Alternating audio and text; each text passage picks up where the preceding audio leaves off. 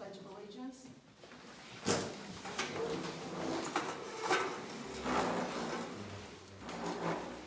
I pledge allegiance To the flag of the United States of America and to the republic for which it stands, one nation, under God, indivisible, with liberty and justice for all.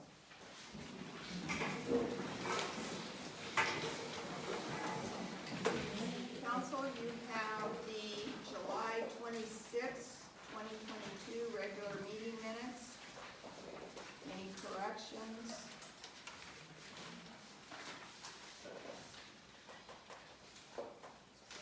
I make a motion that we accept the July 26, 2022 minutes. I second the motion. It's been moved and seconded to approve July 26, 2022 regular meeting minutes. All in favor say aye. Aye. And any opposed? Motion carries. I would like to veer off of the agenda just to do a thank you message and a tremendous thanks to all who came to the rescue of our community last Thursday and Friday. Lynn's Fire Department volunteers, the Adams County Sheriff Department, Washington State Patrol, surrounding farmers who rallied with their water trucks, which were an extra 15 plus, I've heard different numbers, tankers and tractors who really helped to knock the fire down, with the Department of Natural Resources and the State Fire Marshal coordinating their crews. The fire was extinguished. Avista worked through Thursday night and Friday replacing damaged poles. Personally, my house got electricity back on around 2 o'clock Friday morning. Pats on your backs, I'd like to do that, to everyone who put in hours of support, preparing food, offering places for rest, or just being patient and watching from afar. To those of the community that abided by the recent directions of not watering lawns, thank you. Every summer, we have a voluntarily stop watering of lawns, conservation to conserve, water smartly messages. During the last week of July, when it was over 100 degrees every day, Well 7, which is north of town, ran constantly to replenish the reservoir. It needed a rest. Numbers show that over 1 million gallons of water were pumped. That's about 143,000 gallons a day. In my opinion, that's just my opinion, that was a waste. If anyone has complaints of high water bills, you might have been watering the air. Steve Nelson and Joe Pasuti have been in contact with each other since the springtime. First thing Monday, I contacted the council as best as I could to discuss the declaring an emergency and presenting a resolution. When explained to the council members the concerns that Joe Pasuti and I had discussed fully throughout the weekend, which were the watering of lawns, depleting the town's water supply, and that could interfere with public health and safety, as well as fire protection. The resolution states just that, and with the issuing of an emergency ban on lawn watering, it will also show to the Department of Health and other funding agencies that Lynn does have a serious water problem. I have contacted our state representatives to report to them an update on our situation after the fire of August 4th. After more assessments have been made, I'll be asking the council for guidance for implementing alternate times for watering and to assist in compliance. Previously, many years ago, the town has had watering schedules of even numbered addresses could water on even days, and odd number addresses could water on odd days. We will have to work with the cemetery and the schools on their schedules. So council, thank you for the approval to compose the document for the adoption of the emergency ban of lawn watering resolution. Like I've said before, it is a difficult decision to make, but I think that it is the right decision. It will be in effect until recovery can be observed, so until further notice, no crystal ball. For the preservation of our wells and the conservation of water supply, it is important for the whole town's supply and public health and fire protection. With harvest and fire season beginning, we have learned that we need to be smart and cooperate so our town can survive. Preliminary estimates of water used on the fire, and this is from town only, wells 6, 7, and 8, and with the use of 4 hydrants, was approximately 620,000 gallons. And that doesn't include the water that was used for the fire east of town on Wednesday night. So with that, Mr. Steve Nelson from Century West is on the phone, so Mr. Nelson, do you have anything? I don't have any further comment to add there. I think that sums it up pretty nicely. There's always a balance between public health and safety and watering lawns, and I think the council's there for that reason, to be able to weigh that and make those decisions for the community. I have a question for Okay, Steve. thank you. Moving on with. We've got a couple questions for Steve. Oh, sorry. Mr. Nelson, can you hear? Very faintly, sorry. Okay, I guess my question would be, when we sold water, you were talking about the gallons that we just put out for fire and the spring watering and whatever else. How many gallons did we sell last year? I don't have that number. I don't know. You'd have to check and see your water records. I don't know off the top of my head. Well, you figured that the water trucks were going just as hard as they could for, what, a week now? Those water trucks went just as hard as they could for months. So that might have something to do with, obviously, the aquifer declining and our wells being in trouble. That has impacted us huge, which we already knew that statistically throughout time, that was going to be a pending factor. So, I mean, it doesn't help us now, but I think that it's a little odd for us to sell water all those months when it was definitely a concern to so many and to this community, and now be in a position where we don't have water to water our lawns or fight fires. Okay. And I would like to ask Steve what This this, is Denise Sneed, Mr. Nelson. what the static level of the well is now compared to last year and compared to the previous year? Well, 7 and 8. Do you have any of those numbers with you?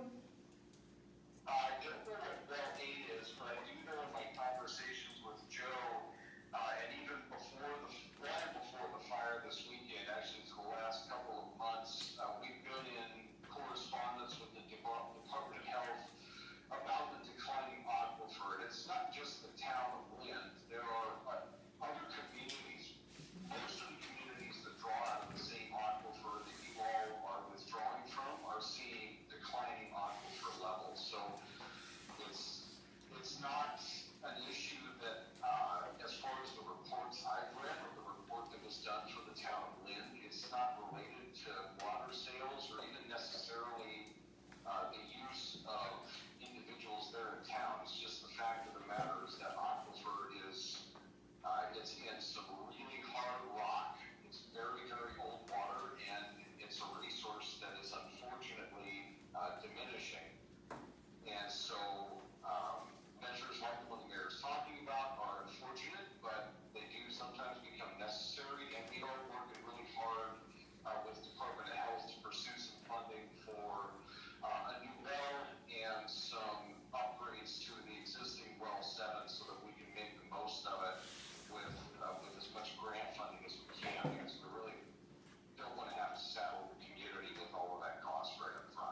But we don't know what the static level is compared to last year.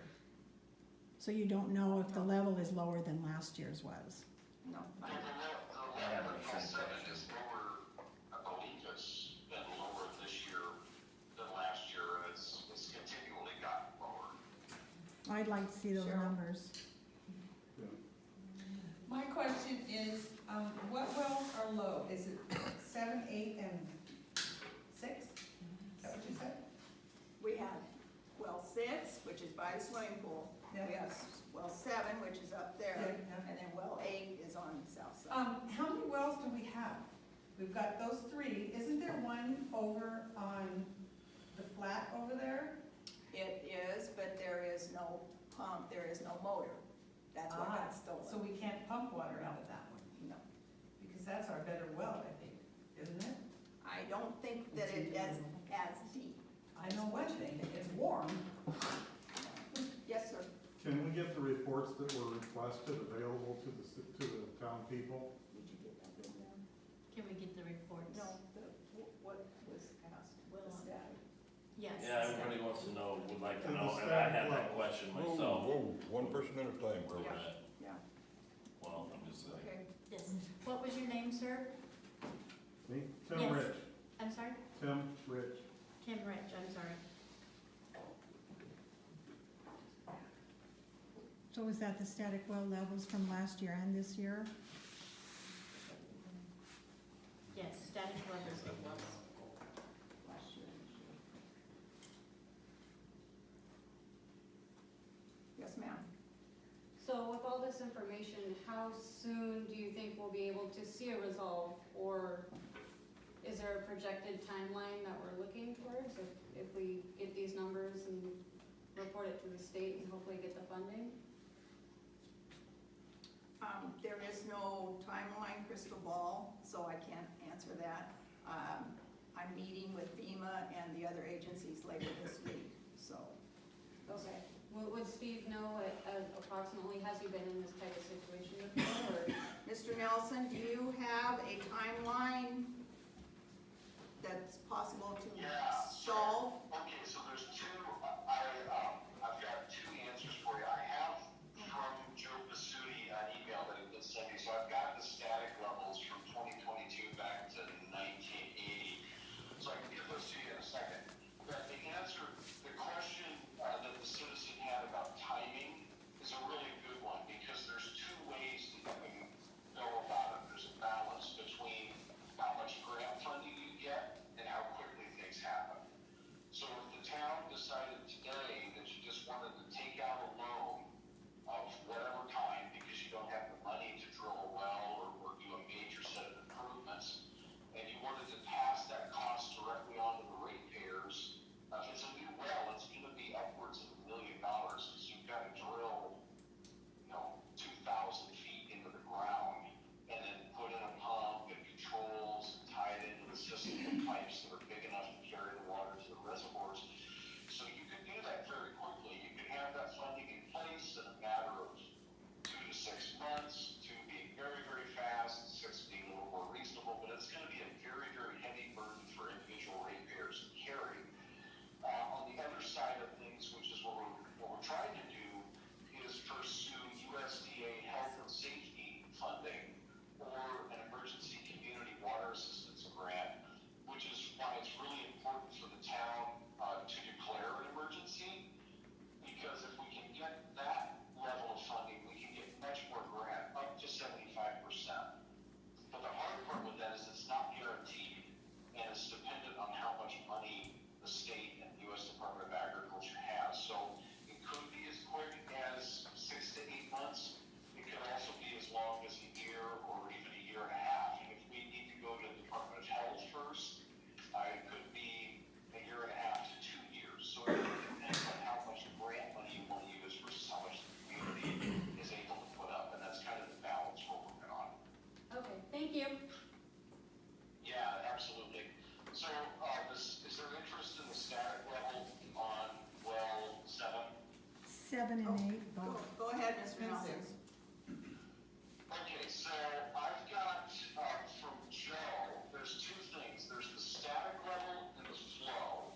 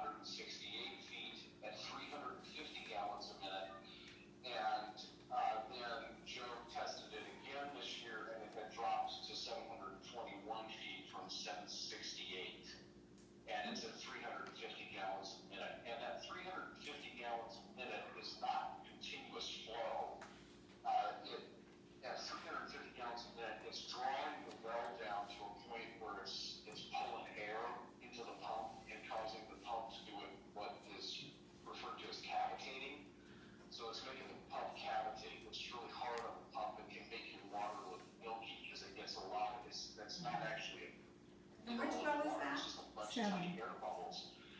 So the first thing we're trying to do is do a smaller, cheaper project to put a different pump in that will allow a continuous pumping at a lower rate. Because right now it's cycling on and off and on and off and on and off, 350 gallons a minute, so it's not continually able to fill the reservoir and keep up with demand.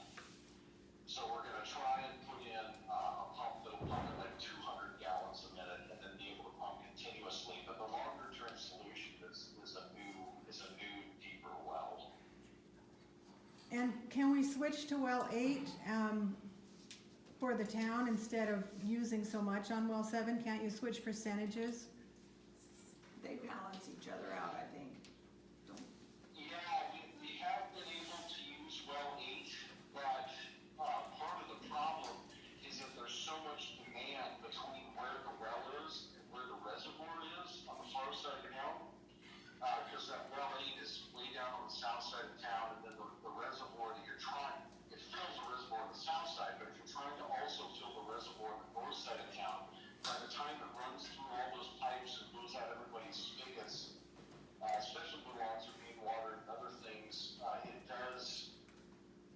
really can't even keep up with filling the reservoir, from what I understand.